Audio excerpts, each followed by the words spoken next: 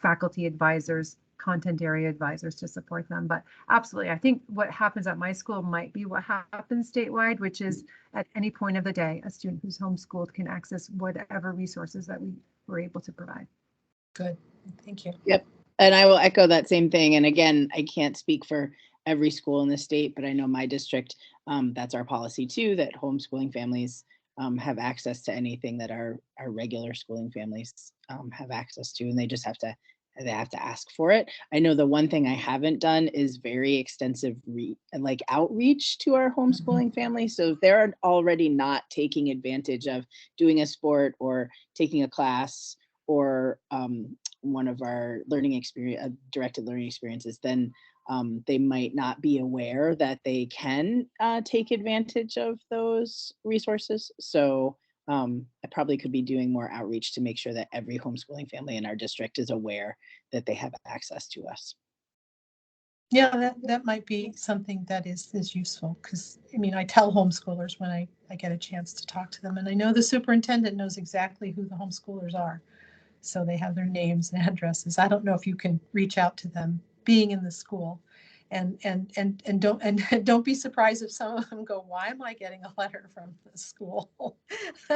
Because they'll be nervous at first.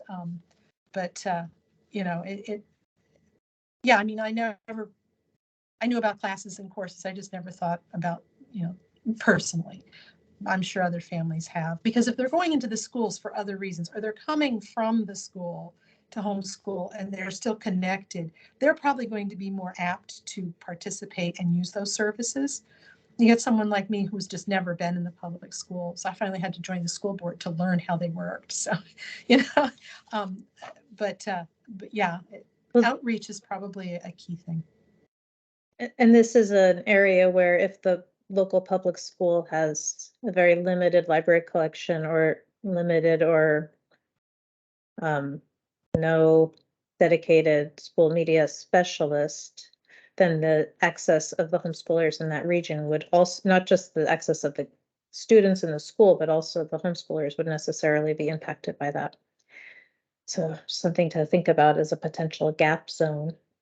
Well, I want to thank you, Retta, for sharing with us today, for coming in and sharing your comments. And I think that the next thing on our agenda is actually our meal break. So working group members and other folks who are here, we are going to take a break for the next, it's about 56 minutes until 1 o'clock. Please come back as punctually as you can, because we have a full agenda for the final 2 hours of our meeting from 1 to 3, including additional comment from folks on the topic of inclusive services. Thank you for being here today. We'll pause the recording now, and we'll resume the recording when we return at 1 p.m. Thank you.